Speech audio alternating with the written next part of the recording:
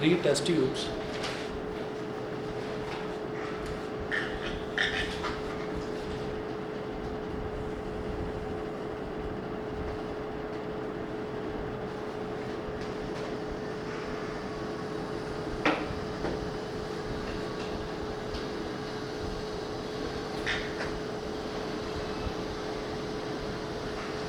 You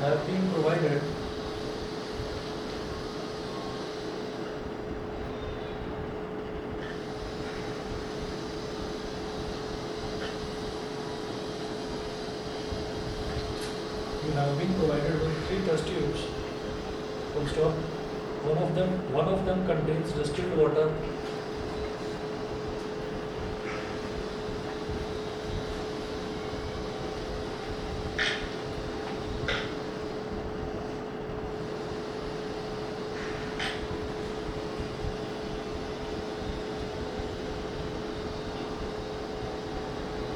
One of them contains distilled water and the other two contains an acidic solution.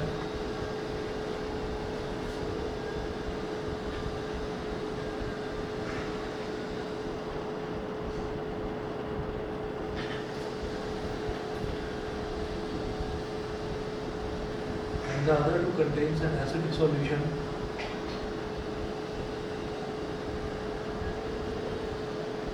And the other two contains an acidic solution.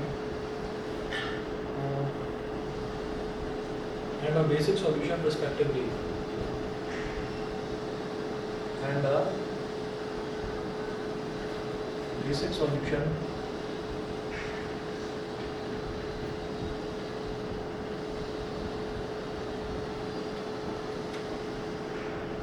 solution respectively.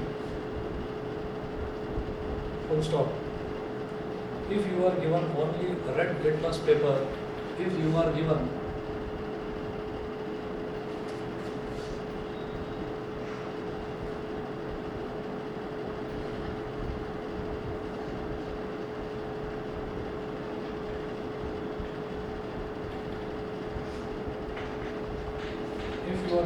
only red litmus paper, how will you identify the contents of each tube? How will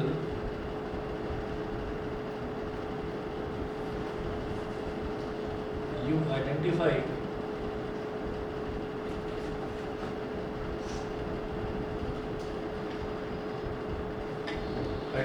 the contents of each tube?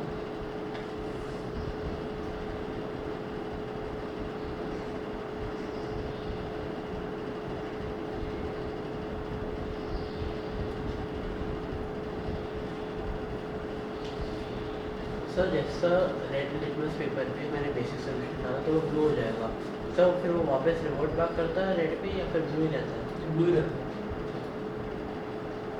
और sir जो red blue हो गया, अगर हम इसको वापस acid में डालें तो रेड होगा? फिर वो रेड हो जाएगा।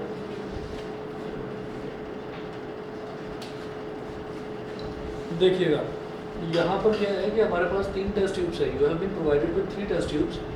One of them contains distilled water. उनमें से 3 में से किसी एक में तो डिस्टिल्ड वाटर है। डिस्टिल्ड वाटर का मतलब यह है कि बिल्कुल साफ पानी है, उसके अंदर कोई सॉल्ट वगैरह नहीं है। One of them contains distilled water and other two contains an acidic solution and a basic solution. बाकी की जो 2 टेस्ट ट्यूब हैं उनमें से एक में तो एसिडिक सॉल्यूशन है और एक में बेसिक सॉल्यूशन है। अब देखिएगा तो बोलते हैं if you are given only red litmus paper, how will you identify the contents of each tube. अगर आपके पास सिर्फ रेड लिटमस पेपर है तो आप कैसे बताएंगे कि कौन सी टेस्ट ट्यूब में एसिड है, कौन सी में बेस है और कौन से में वाटर है। ये आप कैसे बताएंगे? सर पहले तो हम सब में रेड लिटमस पेपर डालेंगे, जो ब्लू होगा वो बेस होगा, और उसके बाद जो बाकी दोनों होंगे उसमें से एक एसिड होगा और एक वाटर होगा। तो हम पहले तो जो एक ट्यूब को लेंगे, उसको फिर हम जो दूसरी ट्यूब है उसमें डालेंगे और उसके दोबारा रेड डालेंगे उसमें। तो अगर वो रेड हुआ तो अगर वो ब्लू हुआ तो चलो ठीक है, समझ गए। देखिए ऐसा है कि आपको क्या करना है, लिटमस पेपर लेकर ना 3 सॉल्यूशन है हमारे पास, तीनों में हमने एक एक करके डाल दिया। अगर मान लीजिए हमने पहले में डाला और उसका कलर चेंज नहीं हुआ, वो रेड ही रहा, मेरे पास बस एक ही लिटमस पेपर है, सिर्फ रेड कलर का है, मान लो मैंने पहले में डाला, उसका कलर चेंज नहीं हुआ, तो मैं ये कहूँगा कि ये बेस तो नहीं है। अगर बेस होता तो फिर वो रेड से ब्लू हो जाता, ठीक है। तो मैं कहूँगा कि ये बेस तो नहीं है, हो सकता है डिस्टिल्ड वाटर हो सकता है एसिड हो, तो इसको अलग हटा दिया। फिर दूसरे में मैंने डाला, तो दूसरे में डालकर देखा कि वो जो रेड लिटमस पेपर था वो ब्लू हो गया। तो अगर रेड लिटमस पेपर ब्लू हो गया तो हम ये कहेंगे कि फिर ये बेस है, ठीक है। हम ऐसा करेंगे कि तीनों में डिप करके देखेंगे, इसमें डिप करके देखा कलर चेंज नहीं हुआ, तो मैंने कहा कि या तो ये न्यूट्रल है, यानी कि या तो ये वाटर है और या फिर ये एसिड है। क्योंकि अगर बेस होता तो रेड को ब्लू बना देता, बेस होता तो रेड को ब्लू बना देता, तो रेड को ब्लू तो नहीं बनाया। दूसरी टेस्ट ट्यूब में डाला तो वो रेड को ब्लू बना दिया, या हो सकता है तीसरी में डाला तो रेड को ब्लू बना दिया। तो मतलब तीनों में से किसी एक में ऐसा जरूर होगा कि रेड को वो ब्लू बना दे, ठीक है। तो जिसमें भी ऐसा होगा कि रेड को ब्लू बना दे, उस टेस्ट ट्यूब को अलग कर दिया आपने। तो इसका मतलब क्या है कि उस टेस्ट ट्यूब में बेस था, ठीक है, तभी तो रेड को ब्लू बना दिया। अब हमने क्या करा कि वो जो बेस था उसको अलग हटा दिया। अब मेरे पास दो टेस्ट ट्यूब रही और जो लिटमस पेपर था वो रेड कलर का ना होकर वो ब्लू कलर का हो गया। तो रेड लिटमस तो खत्म हो गया ना, क्योंकि बेस की वजह से रेड का कलर चेंज होकर ब्लू हो गया। अब दो टेस्ट ट्यूब हैं, तो एक में डाला तो ब्लू का कलर चेंज नहीं हुआ, दूसरे में डाला तो ब्लू का कलर चेंज होकर रेड हो गया। तो जिसमें रेड हो गया वो हमारे पास एसिड है, तो बेस हो गया, एसिड हो गया। अब जो टेस्ट ट्यूब बची हमारे पास उसमें वाटर ही होगा, उसमें वाटर ही होगा, ठीक है। तो इसको नोट कर लीजिए आप, put the red litmus paper in all the test tube turn by turn. First point लीजिएगा, put the red litmus paper तो सर पेपर को डैमेज नहीं होगा अगर हमने पहले पेस्ट में डाल दिया फिर एसिड में भी डाल दिया? नहीं, वो मतलब पेपर होता ही ऐसा नहीं कि वो मतलब लिक्विड अगर उसमें टच करेगा तो वो लिक्विड से खराब हो जाएगा पेपर, नहीं। पेपर वो थोड़ा स्ट्रांग होता है। वेदर पेपर टाइप का ना, मतलब कि पानी में डाल देते हैं तभी। हाँ वेदर पेपर टाइप का होता है कि मतलब पानी में डाल हाँ, मतलब थोड़ा स्ट्रांग पेपर होता है, ऐसा नहीं है कि वो जैसे अखबार का कागज होता है ना, थोड़ा पानी डाला हो गया खराब, वो वाला नहीं। हमारे स्कूल में आपने दिया तो पतला ही था पेपर। वो दे दिया होगा तो उन्होंने वैसा वाला, थोड़ा मतलब स्ट्रांग होता है पेपर, हार्ड होता है। Put the red litmus paper in all the test tubes turn by turn. मतलब इसका मतलब ये है कि स्कूल में करवाया है प्रैक्टिकल, हमारे में नहीं करवाया। नहीं करवाया हमारे में सर एसिड में डालना था। हाँ? एसिड में डालना था क्या क्या आया? एसिड तो दूर रखा होगा ना बच्चों के पहुंच से। सर टेस्ट ट्यूब दे सकते हैं सर स्कूल सर, में एक तो तो न्यूट्रल नहीं- करके देते हैं ना? सर हाँ वही थोड़ा डाइल्यूट करके सर इतना बड़ा सर, एक तो ग्लास कंटेनर था उसके अंदर हाइड्रोक्लोरिक एसिड फ्लास्क बोलते हैं। सर बहुत बड़ा था सर, तो वो लोग ऐसे वो तो हाँ, ग्लास हमारे हमारे पास 6 में गए थे सर, रिएक्शन से ज़्यादा था बर्नर टेस्ट में लगे पड़ा था। बर्नर आज वहाँ बर्नर लगे थे, सर हम तो बर्नर यूज़ करते हैं। यही जेवियर में, इसी में सेंट जेवियर में। तो सेंटी के मैंने तो पीके से करता था, तो मैं बर्नर ही को यूज़ करना चाहता था। इसमें ताश में पीके से इसमें डाल दिया, इसकी क्रिस्टलाइजेशन ट्राई करना चाहिए इंसान। अच्छा वहाँ पर ना ऐसा होता है कि स्लैब बनी रहती है, एक इधर स्लैब बनी रहेगी, उसमें मतलब वो भी होगा जैसे सिंक होता है ना, पानी वगैरह डाल दिया या ऐसा डाल दिया, वो भी होता है उसमें। उसी के पास बर्नर रखा था। तो ज़्यादातर में तो बच्चे ही एक दूसरे को पानी फेंकने लगते हैं वहाँ पर। अगर टीचर ना देखे तो टीचर अगर दूर बैठे रहे कि पहले हम अटेंडेंस ले लेंगे, तो वो टेस्ट ट्यूब लेके उसमें पानी भर के एक दूसरे को होली मनाना शुरू कर देते हैं स्कूल में। जब मैं छोटा था जब मैं छोटा था तो कितना किसी ने मना दिया था, ऐसी होली वगैरह मनानी शुरू कर दी थी, फिर हमको टीचर चिढ़ गए, वो लेकर ही नहीं गए, कह रहे तुम बच्चे इस लायक हो ही नहीं, तो तुमको लैब में लेकर जाएँ, तुम क्लास में ही बैठो, तो वहाँ पर बंदरों की तरह कूदते हैं। सर हिटलर रहता था हमारे लैब में। हाँ सर हिटलर जैसे दिखता है सर। लैब असिस्टेंट जैसा हाँ होता है ना। सर हिटलर, हाँ सर हिटलर वैसे ही दिखता है सर। जैसे फादर अग्निल का लैब असिस्टेंट। हमारे यहाँ का जो लैब असिस्टेंट था वो भी कुछ ऐसे ही था, खासतौर पर केमिस्ट्री उसके कंधे ना थोड़े भयानक से होते हैं, उसके ना कंधे ऐसे थे, उसके कंधे ऐसे थे थोड़े से, मतलब जैसे नॉर्मल कंधे होते हैं ऐसे ना होकर ऐसे थे उसके कंधे। जब मैं छोटा था तो वो क्या करता था, उसके हाथ में जो भी डंडी वंडी जो भी है वो वही मार देता था खींच के, बड़ा खतरनाक था। सर हमारे तो जो लंबे से थे, एक्चुअली एकदम बॉडी में लग ये गए। कुल मिलाकर कहानी ये है कि इसकी कोई कैरेक्टरिस्टिक प्रॉपर्टी नहीं होती कि लैब असिस्टेंट अजीब से ही दिखते हैं या खतरनाक ही होते हैं। बाई चांस बच्चे उनको ऐसे मिलते हैं, बच्चे उनको खतरनाक बना देते हैं। Put the red litmus paper in all the test tubes.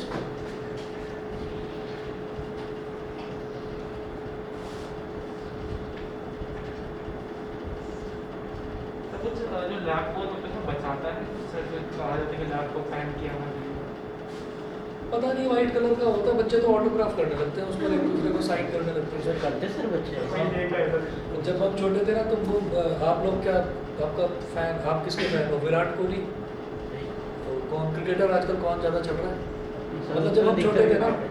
जब हम छोटे थे तो सचिन तेंदुलकर और अजय जडेजा, राहुल द्रविड़, ये बड़े वो थे, तो बच्चे ना वो उसी के वो ऑटोग्राफ बनाने लगते थे। लैब कोट ला दिखा, मैं राहुल द्रविड़ के साइन कर दूँगा, हमें सचिन सर आधे तेंदुलकर। कस्टमाइजेशन करते हैं, ब्लैक कलर पता नहीं क्या क्या करते थे। बना रहे हैं। फिर घर पर जाकर पिटते भी थे, ये क्या करके लाया। Put the red litmus paper in all the test tubes, turn by turn.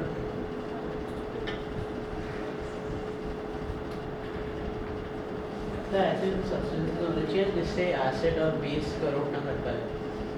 हाँ, सेरामिक्स होते हैं ना, जो कांच के जो बर्तन होते हैं वो खराब नहीं होते। सर कल सर मैंने कहीं पढ़ा था पॉलीमिथिलीन ऐसे कुछ पीएमपी। पॉलीमिथाइलिन जो है ना, पॉलीमिथाइलिन ये एक तरीके का कार्बन का कंपाउंड होता है।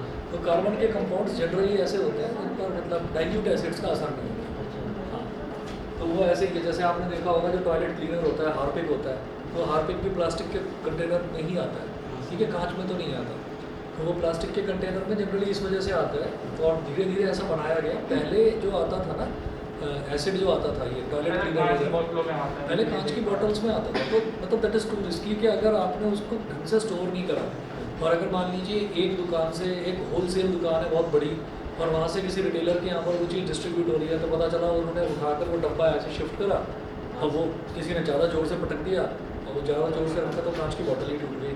फिर सारे में एसिड फैल गया, उस बेचारे का जो ट्रक था या लॉरी थी वो सब खराब हो गई एसिड की वजह से। तो ऐसे इंसिडेंट्स बहुत होते थे। तो फिर धीरे धीरे करके ना ये प्लास्टिक के कंटेनर्स में आने लगे। तो वो पॉलीईथीन, आपने सुना पॉलीथीन जिसको बोल देते हैं ना, वो पॉलीईथीन होता है। पॉलीकार्बोनेट क्या होता है? पॉलीईथीन, पॉलीकार्बोनेट ऐसे कुछ नहीं होता कुल मिलाकर ना। हम ये देखते हैं कि जब कार्बोनेटेड कंपाउंड, जैसे आपने चैप्टर करा होगा, ज़्यादातर बच्चों ने तो करा नहीं है अभी, हमारे यहाँ जैसे करवाया है, तो उसमें ना आपने देखा होगा कि कार्बन के 3 तरीके के कंपाउंड होते हैं, मतलब 2 तरह के होते हैं। एक को सैचुरेटेड बोल देते हैं, एक को अनसैचुरेटेड। हाइड्रोकार्बन, हाइड्रोकार्बन का मतलब क्या है कि कार्बन वैसे तो अपने साथ भी खुद अपने साथ ही लॉन्ग चेन बना देता है, लेकिन अगर उसको हाइड्रोजन के साथ कंबाइन करा देते हैं तो वो बहुत स्ट्रॉन्ग कंपाउंड बन जाता है। हाइड्रोकार्बन उनको बोलते हैं। तो सैचुरेटेड होता है उनको एल्केन बोलते हैं, और अनसैचुरेटेड को बोल देते हैं एल्कीन और एल्काइन। सैचुरेटेड का मतलब ये है, जैसे ये प्लास्टिक है, ये प्लास्टिक ना सैचुरेट हो चुकी। सैचुरेट होने का मतलब ये है कि इसको आप भयंकर धूप में रख दो, भयंकर ठंड में रख दो, ये ऐसी की ऐसी रहेगी। सैचुरेशन का मतलब ये है कि ये एक फिक्स्ड पोजीशन, फिक्स्ड शेप और साइज ले चुकी है, ठीक है। कभी देखिएगा कि कोई पॉलीथीन है, मतलब ये मतलब किसी की सुपरविजन में करने वाला एक्सपेरिमेंट है, बहुत सारी पॉलीथीन लो, एक कैंडल ले लो, उसको जलाना शुरू कर दो, तो क्या वो जल जाती है? मतलब उसका क्या राख बन जाता है? नहीं ना। कभी देखा ना, मतलब वो ब्लैक सा कंपाउंड बन जाएगा, वो बड़ा हार्ड बन जाएगा, बड़ा हार्ड बन जाएगा। तो जनरली क्या करते हैं छोटे बच्चे, बहुत सारी पॉलीथीन इकट्ठी कर लेते हैं, उसमें क्या करेंगे, उसको कैंडल से उसको जलाएंगे तो उसकी शेप बिगड़ने लगती है। शेप बिगड़ने के बाद उसको जैसे ही वो हल्का सा थोड़ा उसका टेम्परेचर डाउन होता है, उसको हाथ से ऐसे गोल गोल घुमा देते हैं, तो छोटी सी बॉल बन जाती है ना। तो ये जो चीज़ है, ये क्या है कि अब जो वो कंपाउंड बन गया वो सैचुरेट हो गया, मतलब वो फिक्स शेप हो गई उसकी। तो इसी तरीके से हम ये कहते हैं कि फिक्स शेप जब बन जाती है हाइड्रोकार्बन्स की, तो हम उसको बोलते हैं कि सैचुरेटेड हाइड्रोकार्बन हो गया। तो उसमें हम देखेंगे मीथेन, ईथेन, प्रोपेन, ब्यूटेन। इसी तरीके से मीथीन, ईथीन, प्रोपीन, ब्यूटीन, एल्कीन का मतलब, एल्काइन का मतलब मिथाइन तो होता नहीं, उसमें शुरुआत ही इथाइन से होती है। इथाइन, प्रोपाइन, ब्यूटाइन ऐसे होता है। तो एक कंपाउंड आता है ईथीन। अब ईथीन के बहुत सारे कंपाउंड्स आपने जोड़ दिए, ठीक है। एक ईथीन लिया, दूसरा लिया, तीसरा लिया, चौथा लिया। जैसे हम बोलते हैं ना कि अगर किसी मैथमेटिकल एक्सप्रेशन में एक टर्म है तो उसको बोलते हैं मोनोमियल, 2 टर्म्स हैं तो बाइनोमियल, 3 टर्म्स हैं तो ट्राइनोमियल, बहुत ज़्यादा टर्म्स हैं तो पॉलिनोमियल।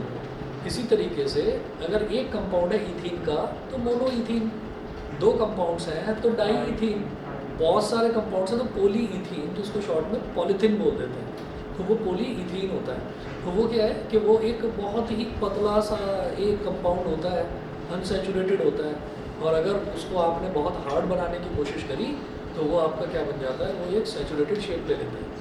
तो वो जो सैचुरेटेड शेप हो जाती है उसको हम टफ एंड प्लास्टिक बोल देते हैं। उस टफ एंड प्लास्टिक के अंदर ऐसे PVC की तरफ से। पीवीसी, बिल्कुल सही, पीवीसी, पीवीसी के पाइप्स यूज़ करे जाते हैं। पीवीसी पता है क्या है? पीवीसी भी पॉलीविनाइल क्लोराइड है।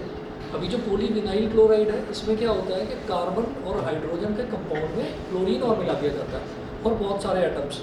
तो ऐसा होता था कि जैसे एक बिल्डिंग बनी, आप अगर कनाट प्लेस में कभी जाओगे तो आप देखोगे कनाट प्लेस आज का नहीं बना हुआ, अंग्रेज़ों के ज़माने का बना हुआ है।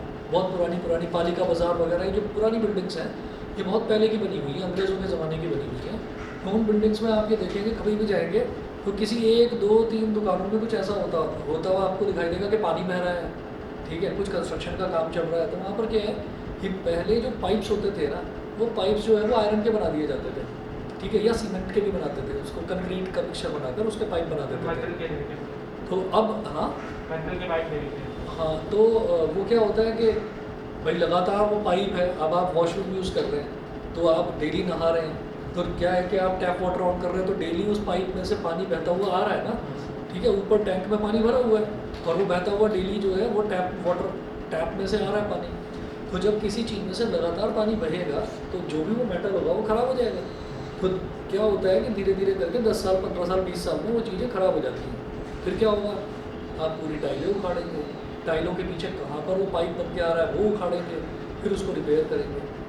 तो वो चीज़ अब नहीं होती क्योंकि अब जो पाइपिंग है वो सब पीवीसी की करी जाती है। PVC polyvinyl chloride. इनमें सस्ता भी पड़ता है। हज़ारों साल, हाँ हज़ारों से सस्ता ही पड़ता है, हज़ारों साल हो जाएंगे पाइप ख़राब नहीं होगा, ठीक है।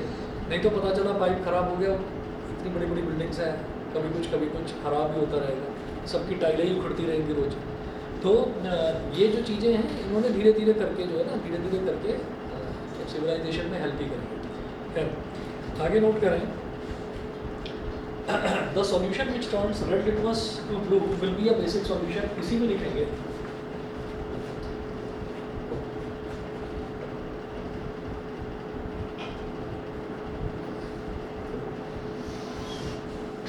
the solution which turns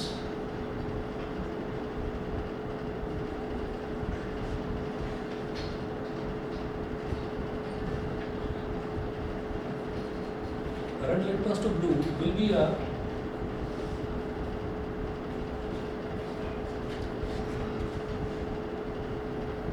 red litmus to blue will be a basic solution.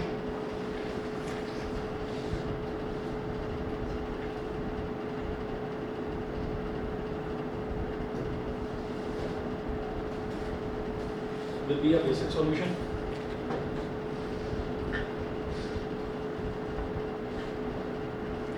The blue litmus paper formed here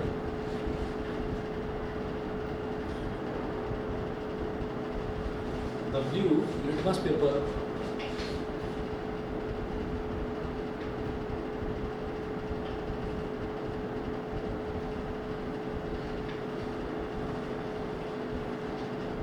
formed here can now be used to test the acidic solution. Can now be used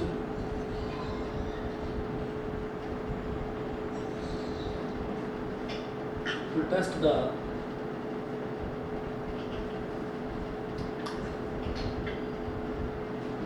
can now be used to test the acidic solution.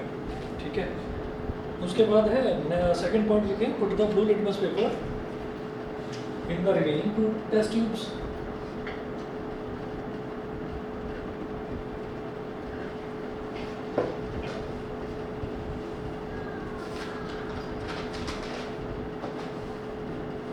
Put the blue litmus paper in the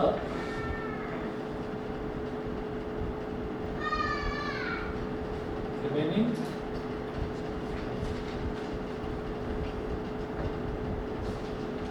two test tubes. In the remaining two test tubes, one by one.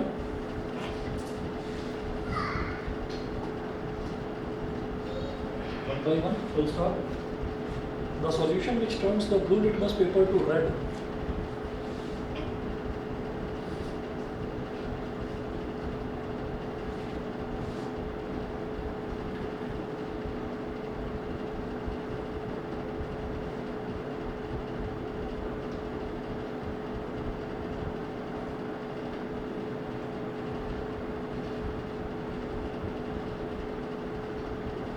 solution which turns the blue litmus paper to red will be the acidic solution.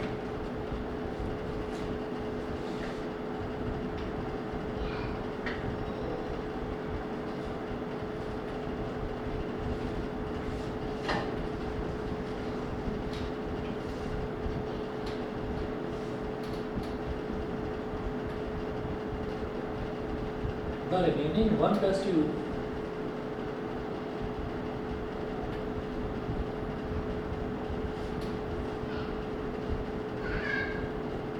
will be the distilled water. जो एक test tube बचेगी वो क्या हो जाएगी? Distilled water. ठीक है,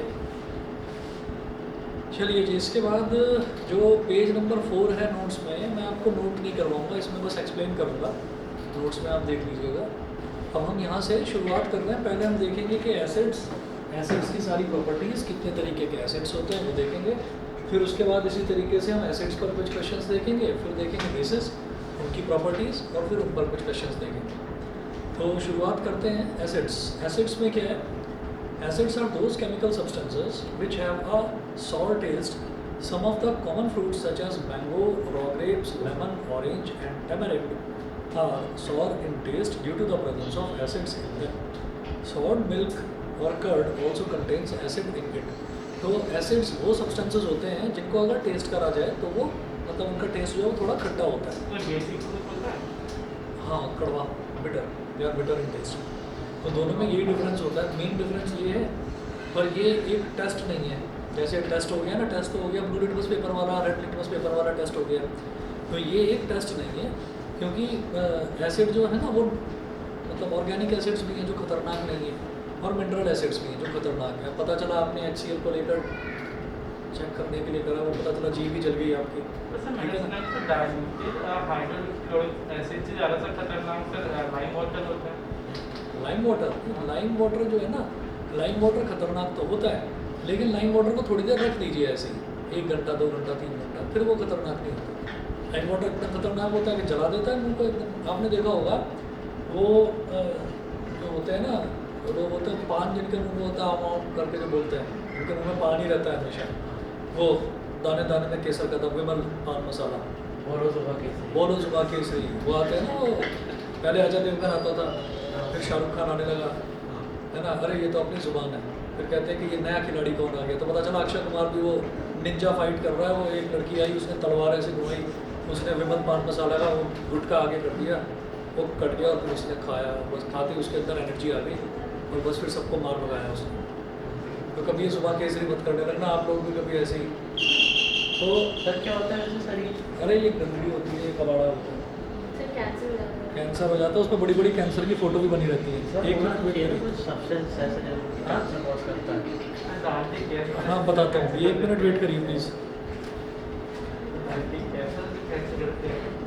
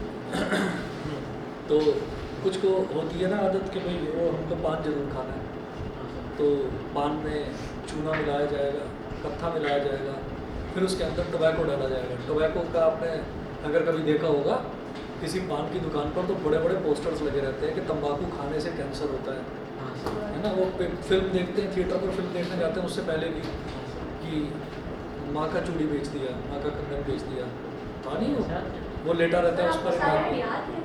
वो उस पर ना वो बहुत ज़्यादा वो इतने स्ट्राइकिंग एड्स हैं कि वो याद रहते हैं। और दूसरा जितना भी है कि मैं ज़्यादातर तो अपने स्टूडेंट्स को ये बताता हूँ भाई इन चीज़ों से दूर रहिए, तो ये वाले खास तौर पर याद रहते हैं। वो जानबूझकर सर बनाते आपकी हैं वॉइस नहीं आती।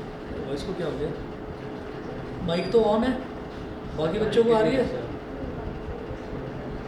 आदित्य, आर्य, आयुष्मान, सर माइक से सर, कनेक्ट एक बार वापस ये हुआ क्या? एक मिनट।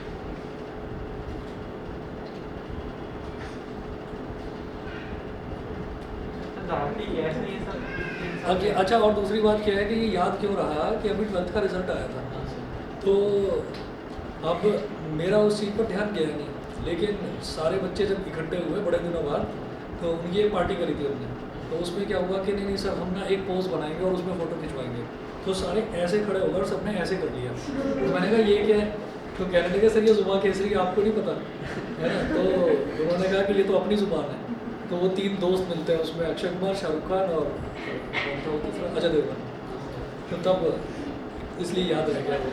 तो मतलब उसमें कुल मिलाकर कहानी ये है कि भाई एक ना बेटर लीफ जो पान का पत्ता होता है, पान के पत्ते के ऊपर पहले चूना लगाया जाता है। अब क्या है कि हमारे पास क्विकलाइन है, क्विकलाइन को हम बोलते हैं calcium oxide, base sir, calcium नहीं, कैल्शियम ऑक्साइड। सुनिए, सर बेस अरे सुनो तो सही। कैल्शियम ऑक्साइड जो है मेटल का ऑक्साइड होता है, बेसिक होता है नेचर में। अब इसमें आपने ना ये कैल्शियम ऑक्साइड है, ये पाउडर की फॉर्म में है, चूने का पाउडर है एक तरह से, ये पड़ा हुआ है ऐसे ही, आपने हाथ घुमाया उसमें कोई दिक्कत नहीं, कोई प्रॉब्लम नहीं। उसके बाद आपने क्या करा कि इसमें ना पानी मिला दिया H2O, ये H2O मिलाने के बाद क्या हो जाएगा, दिस ये OH होल्ड वाइज ये कैल्शियम हाइड्रोक्साइड में कन्वर्ट हो जाएगा। स्टार्टिंग में बहुत गर्म होता है ना, हाँ सर, तो इसको जब ये कैल्शियम हाइड्रोक्साइड में कन्वर्ट होता है तो इसको थोड़ा दूर रखा जाता है, हाँ सर, नहीं तो वो जुबान केसरी नहीं होगी, वो जुबान जली जाएगी। अगर इसको सीधा खा लिया तो जुबान जल जाएगी। सर ये क्वेश्चन है सर ब्लड गिरेगा अच्छा तो भी ये रिएक्ट करेगा सर? रिएक्ट करता है, ये रिएक्ट करता है। कैल्शियम हाइड्रोक्साइड ये जला देता है, इसकी प्रॉपर्टी जो है बड़ी डेंजरस होती है। अच्छा अच्छा भाई भाई दोस्त से चोट पे गिरा था, तो याद आ रहा। चोट के ऊपर गिर गया था, तो वो तो गिराया था उसने उसने जानबूझ के, जानबूझकर, हाँ कि ठीक होगा। अरे ठीक क्या वो और खराब हो गया, ठीक तो था। तो पता नहीं ऐसी सलाह किसने दी। सर कहाँ तो से भाई आते हैं सर? अब ये जो कैल्शियम हाइड्रोक्साइड है, कैल्शियम हाइड्रोक्साइड को हम बोल देते हैं कि चूने का पानी, उसको स्लेट ग्लाइम बोलते हैं। तो अब जैसे ये चूने का पानी तैयार हो गया तो फिर इसको थोड़ी देर रख दिया जाता है, मतलब कुछ घंटे रख दिया जाता है। हाईली एक्सोथर्मिक रिएक्शन होता है। हाईली एक्सोथर्मिक रिएक्शन मतलब हीट इवॉल्विंग। तो जिस कंटेनर में भी इसको रखा जाता है कंटेनर में भयंकर गर्म हो जाता है, फिर उसको बाहर से धीरे से छू कर देख लिया जाता है 1 घंटे 2 घंटे 3 घंटे बाद। अब ये ठीक है, अब इसको पान पर लगाओ और चबाओ। अगर पानी गुटखा ना मिला तो सर वो हेल्दी होता है, कई लोग कहते हैं पान हेल्दी होता है। एक्चुअली मतलब कई ना पुरानी चीज़ें ऐसी हैं कि जैसे कोई भी चीज़ जो नेचर में मिलती है, फॉर एग्जांपल टोबैको है, तो टोबैको भी बहुत हेल्दी है। अब हम जिस बेल्ट में रहते हैं, इस बेल्ट में sugar cane producing, highly sugar cane producing area है वर्ल्ड में। नंबर 1 पर या तो इंडिया में भी पर्टिकुलरली आपका हरियाणा और वेस्टर्न यूपी और पंजाब। तो इसको अगर कलेक्टिवली देखा जाए यहाँ का प्रोडक्शन, तो यहाँ और साउथ अफ्रीका में इन दोनों में कंपटीशन रहता है कि ज़्यादा शुगर केन कौन प्रोड्यूस करेगा। ब्राज़ील में भी होता है। ठीक है, हाँ ब्राज़ील में भी होता है। हाँ, मतलब मेरे को जो मैंने पढ़ा था उसमें मैंने ये देखा था कि साउथ अफ्रीका में है और यहाँ पर है जो हाईली, मतलब वैसे तो और जगह भी पाकिस्तान में भी प्रोडक्शन होता है, लेकिन हाई प्रोडक्शन कहाँ पर होता है वो ये एरियाज हो गए। तो वो किस लिए है, वो ज़िंदगी में मिठास घोलने के लिए। भाई चीनी बनती है ना, उसको चाय में डालते हैं, उसको मिठाई में डालते हैं तो वो मीठा बन जाता है। अब उसका एक दुष्परिणाम भी होता है, नेगेटिव इफेक्ट। नेगेटिव इफेक्ट ये है कि वो जो शुगर केन का जूस निकला उसका फर्मेंटेशन कर दिया आपने, उसको ख़राब कर दिया और उसका वो बना दिया दारू। ठीक है, वो भी तो इसी की बनती है। अच्छा भाई इसको सड़ाओगे तो वो धीरे धीरे इथेनॉल बनेगा और फिर वो बस दारू, जिस पर गाने बनते हैं आजकल सारे। सर अगर सर शुगर को सड़ा रही तो क्या होगा? किसको? शुगर को सड़ा रही तो भी बन जाएगी। शुगर तो नहीं ऐसे खराब नहीं होती है। तो कुल मिलाकर ये है कि वो क्या हो गया, वो एक उसका प्रोलॉन्ग इफेक्ट हो गया, वो प्रोलॉन्ग इफेक्ट हो गया जो कि नेगेटिव इफेक्ट बनता है। अब इसी तरीके से हम ये कहते हैं कि जो टोबैको है, तो टोबैको कई मेडिसिन में भी यूज़ होता है, उस चीज़ में भी ज़रूरत पड़ती है उसकी। अफ़ीम अफ़गानिस्तान में पैदा होती है, सबसे ज़्यादा ओपीएम सुना होगा, हाँ है ना, उसी को लेकर तालिबान की और अफ़गानिस्तान की लड़ाई चल रही थी। यहाँ पर अफ़ीम की खेती सबसे ज़्यादा होती है, तो वो फार्मा में बहुत यूज़ करी जाती है, लेकिन एक मिलीग्राम की क्वांटिटी में डाला जाता है उसको। अब उन लोग उसी को चाटना शुरू कर दिया, तो वो फिर तो वो नशा करके झूमेंगे ना, तो झूमेंगे, कभी कोई कहीं गिरा मिलेगा, कोई कहीं गिरा मिलेगा, डोप शोक ये सब कभी गाने बनते हैं ना इस पर। तो वो जो चीज़ें हैं वो मेडिसिन में भी यूज़ होती हैं, और इसी तरीके से जो टोबैको है, टोबैको का भी यूज़ मेडिसिन में होता है, लेकिन फिर वही है कि लोगों ने उसको कहा कि नहीं मैं तो बहुत ज़्यादा खाऊंगा, मैं तो झूमूंगा इसको खा, तो वो सारी चीज़ें जो है जुमा केसरी बनवा देती हैं। तो मिक्सचर पे डालते हैं ऐसा गैस वाली तो कैंसिल कर देते हैं। उसमें पता नहीं, मुझे तो लगता है शायद कुछ गलत चीज़ ही डालते होंगे जिससे मतलब आदमी को हैबिट हो जाती है उस चीज़ की। मतलब इंसान पूरे दिन, जो खास तौर पर जो मजदूर होते हैं, लेबर होते हैं, पूरे दिन मेहनत करेंगे, वो कमाएंगे, कमाने के बाद में जो भी पैसा मिलेगा वो गुटखा पूरी की पूरी लड़ी खरीद लेते हैं, फिर रुक जाओ पहले ये खाऊंगा तब काम करूँगा, पता नहीं क्या होता है उसमें। चेक मत कर लेना किसी दिन कि मैं भी देखूंगा क्या है। चलिए आगे चलते हैं। अब देखिएगा कि जो एसिड्स है, एसिड्स की हमने बेसिक जो प्रॉपर्टी बताई वो ये है कि ये खट्टे होते हैं, सोर होते हैं टेस्ट में। तो इनमें कुछ मतलब दो अलग अलग कैटेगरी में हम एसिड्स को डिवाइड करेंगे, एक ऑर्गेनिक और एक मिनरल। अच्छा, मिनरल एसिड्स जो होते हैं, चलो मिनरल पर बाद में आते हैं, पहले ऑर्गेनिक में आते हैं। The acids present in plant materials and animals are called organic acids. तो हम ऑर्गेनिक चीज़ें किन को बताते हैं? ऑर्गेनिक थिंग्स क्या हो गई, ये आपका या तो कोई चीज़ जो प्लांट से बनी है दैट इज़ ऑर्गेनिक, या फिर कोई चीज़ जो एनिमल वेस्ट प्रोडक्ट से बनी है या एनिमल से बनी है, उसको हम तो ऑर्गेनिक इसके बोलते अंदर हाइड्रोजन या फिर कार्बन डाइऑक्साइड, सर आप बोल रहे हैं ऑर्गेनिक ही होता है। ऑर्गेनिक में क्या होता है? ऑर्गेनिक थिंग्स में या तो कार्बन या हाइड्रोजन से मिलकर बनने वाले कंपाउंड्स को हम ऑर्गेनिक कंपाउंड्स सर बोलते हैं। इथेनॉल जो होता है उसे कह सकते हैं ऑर्गेनिक, इथेनॉल क्योंकि शुगर केन का शुगर केन का ही बाई प्रोडक्ट होता है इथेनॉल, तो वो ऑर्गेनिक कंपाउंड है, वो ऑर्गेनिक कंपाउंड है। 2-4 साल की बात है, इथेनॉल मिलने लगेगा पेट्रोल पंप्स पर, पता है ना? बायोफ्यूल से बनने चलने वाली गाड़ियाँ आने वाली हैं, ग्रीन फ्यूल। मतलब तो पी भी लेते हैं ना इथेनॉल को। अरे वो सर मेरे भी दिमाग में आया इथेनॉल इथेनॉल ये सब लोग अपना पीपा कर मर जाते हैं। Organic acids are naturally occurring acids. Some of the organic acids are first है acetic acid और ethanoic acid found in vinegar. तो acetic acid जो है इसको ethanoic acid बोलते हैं, ये विनेगर में मिलता है।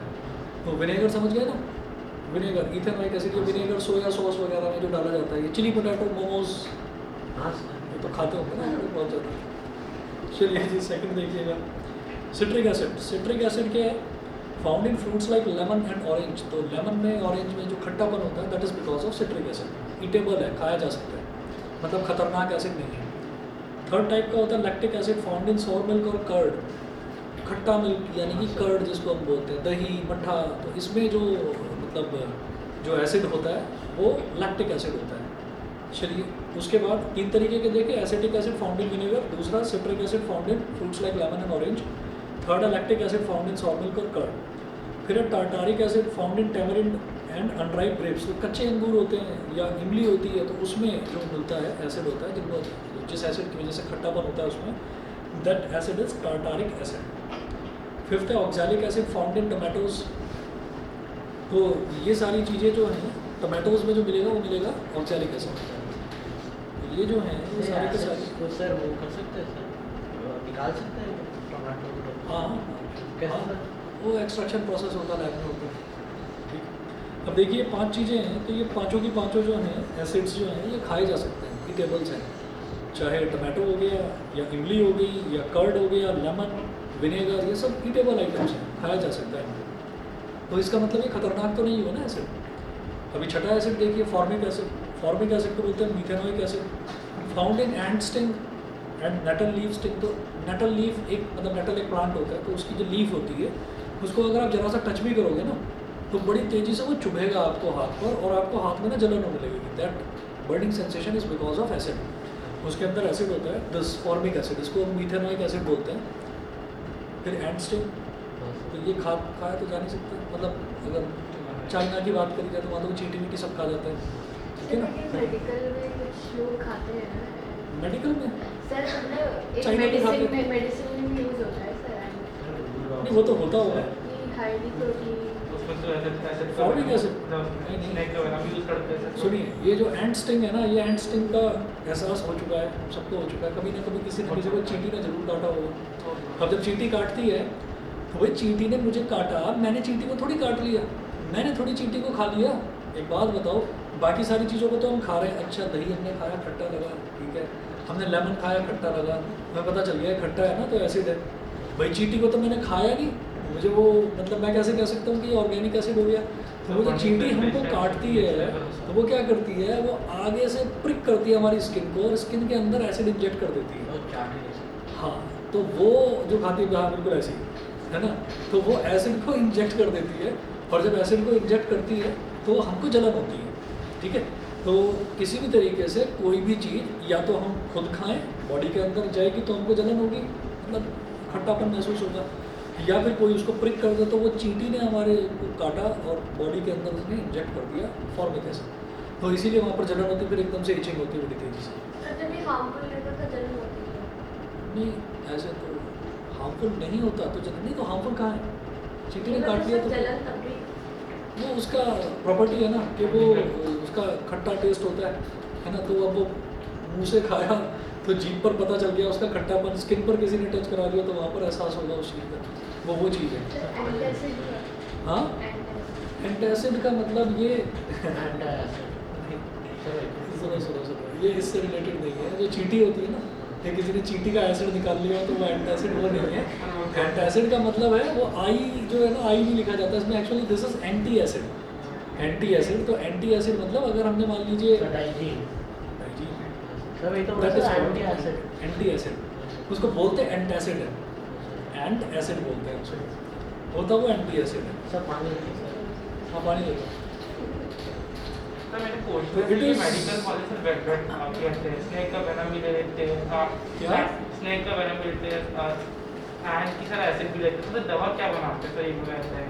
अब ये तो भाई इसके लिए तो बहुत लंबी चौड़ी स्टडी करनी पड़ेगी फार्मेसी की, है ना, तो उसी में पता चलता है कि भाई क्या क्या चीज़ों से क्या क्या चीज़ें बनती हैं। 1 मिनट वेट करिए।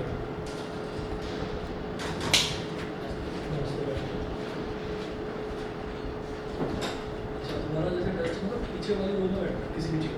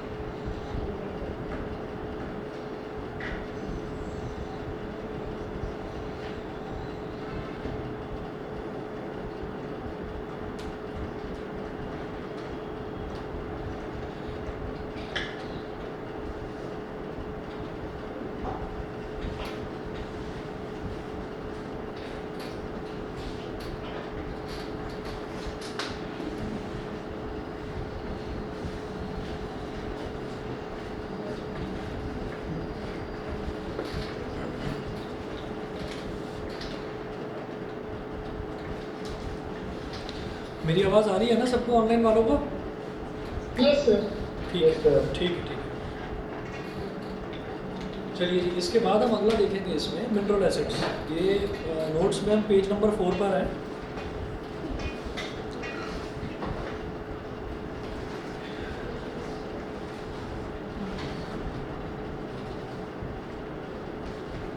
सबसे स्ट्रॉन्गेस्ट एसिड कौन सा है? स्ट्रॉन्गेस्ट एसिड कौन सा होता है? HNO3 nitric acid. सर ये कहते सर इससे भी ज़्यादा खतरनाक एक चीज़ होती है, उसको एक्वारीजिया बोलते हैं, सुना होगा। एक्वारीजिया में ये होता है कि नाइट्रिक एसिड का एक पार्ट मिला देते हैं, मतलब अगर मान लीजिए मेरे पास 2 कंटेनर्स हैं, एक में रखा हुआ हाइड्रोक्लोरिक एसिड और एक में रखा नाइट्रिक एसिड। तो नाइट्रिक एसिड आपने ले लिया, मतलब रेशो होता है 1:3 का, कि आपने 1 ml ले लिया मान लो नाइट्रिक एसिड, या 1 लीटर ले लिया आपने नाइट्रिक एसिड, और 3 लीटर आपने ले लिया हाइड्रोक्लोरिक एसिड। तो वो जिस चीज़ पर डलेगा ना, वो उस चीज़ को जला ही देगा, बिल्कुल ख़त्म कर देगा। एक्वारीजिया बोलते हैं पेड़ को जलाने के पेड़ में आग लगाने के लिए नाइट्रिक एसिड यूज करते हैं। नाइट्रिक एसिड मतलब कोई भी एसिड डाला जा सकता है, नाइट्रिक एसिड सबसे ज़्यादा खतरनाक होता है, वो उस चीज़ को ख़राब ही कर देता है। हाँ, एक्वारीजिया। करना हाँ HNO3 और हाइड्रोक्लोरिक एसिड वो दे रखा है ना, यहाँ पर देखो 3 लिखा है, हाँ ये HNO3 का एक पार्ट लिया गया तो इसका 3 पार्ट लिया गया, 1:3 का रेशो।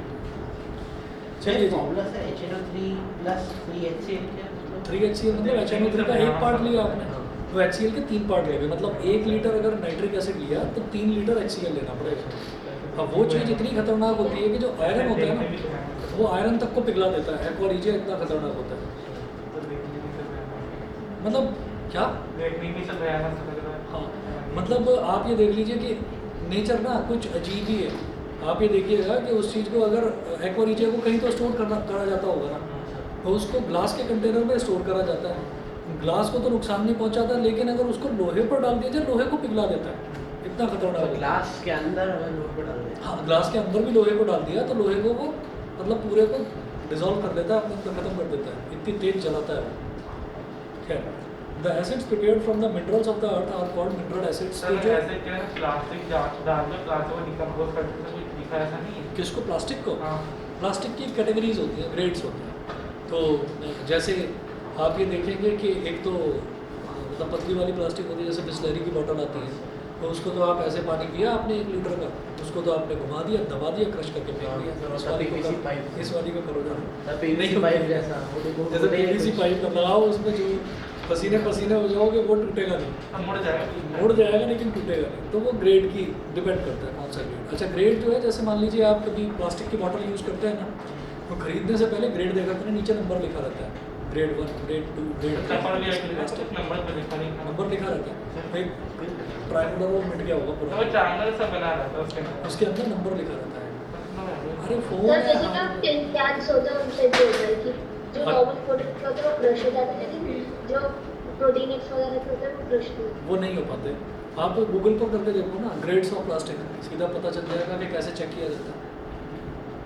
तो अब देखिएगा, मिनरल एसिड्स और man made acids. Mineral acids कौन से एसिड्स होते हैं जो नेचुरली नहीं मिलते, इंसान उसको बनाता है, लेबोरेटरी में बनाता है। तो the 3 most common mineral acids are hydrochloric acid, sulphuric acid and nitric acid. Concentrated mineral acids are very very dangerous. They can burn our hands and clothes. In the laboratory, acids are mixed with water to dilute them to make them less harmful. ठीक है, इतना करिए। उसके बाद आपके strong acid, weak acid, acids की type, acids की properties next class में देखेंगे। एक्वारिजिया का पर्पस क्या है सर? एक्वारिजिया का पर्पस ये होता है कि जैसे मान लीजिए कहीं पर कोई चीज़ ऐसी है, मान लीजिए एक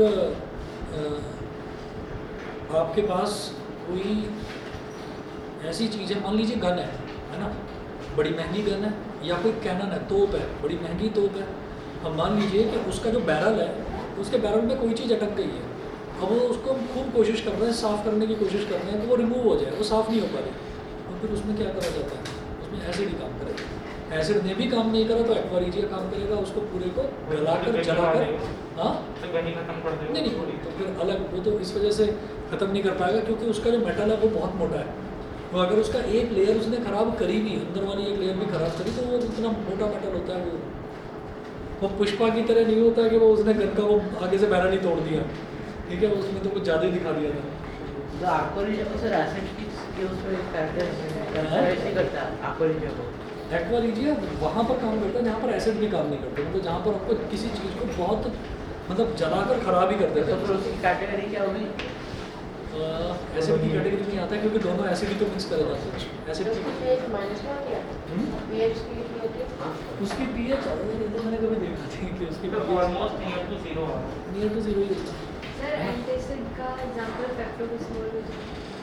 पेप्फिस होता है, या फिर पेप्फिस एक गोली आती है छोटी सी, पेप्फिस किसी मेडिकल स्टोर पर ले सकते हैं, ठंडे पानी में डालो और लिम्का का स्वाद लो उसमें।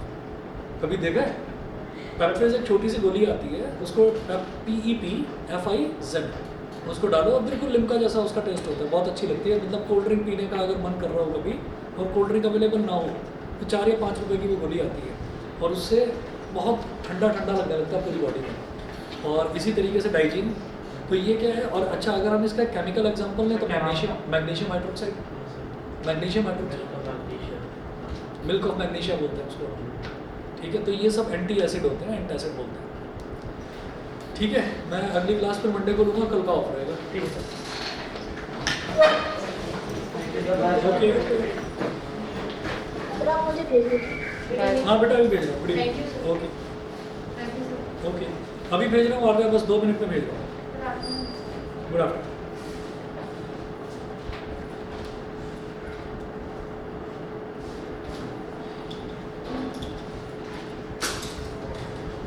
तो आप आ जाइए, या तो फर्स्ट रो में या सेकंड रो में, कहीं पर भी बैठ जाओ।